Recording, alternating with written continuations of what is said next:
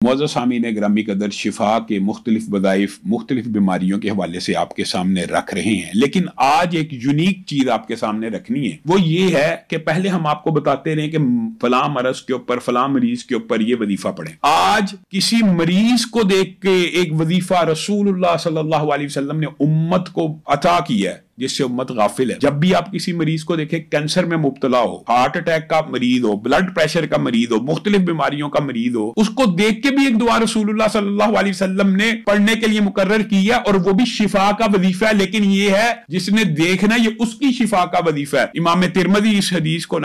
हदीस को लेके आए हैं, और रसूलुल्लाह सल्लल्लाहु अलैहि वसल्लम ने फरमाया, जो शख्स किसी मरीज की इयादत कर रहा है, मरीज को देख रहा है, किसी मुसीबत में गिरफ्तार, किसी परेशानी मुश्किल में गिरफ्तार, यानी किसी बीमारी में या मुसीबत में किसी भी शख्स को देख रहा है, और ये एक वसी बाब भी है, शिफा के अलावा भी मकरूज को भी देख रहा है, किसी भी मुसीबत में कोई मुब्तला शख्स है उसको देख रहा है, किसी को जेल खाने में देख रहा है, किसी को परेशानी में देख रहा है, अगर वसी मानों में देखा जाए तो किसी भी मर्द का शिकार है, वहां जाके के अल्हम्दुलिल्लाहिल्लज़ी आफानी मिम्मा इब्तलाका बिही व फज़्ज़लनी अला कसीरिम मिम्मन खलक़ तफ़ज़ीला, तो वो उस परेशानी और उस मुसीबत का कभी शिकार नहीं होगा जिस मुसीबत ज़दा को देख के उसने वो दुआ पढ़ी। अल्लाह रब्बुल इज्जत उसको उस मुसीबत से सिर्फ इस दुआ की बरकत से महफूज फरमा देंगे।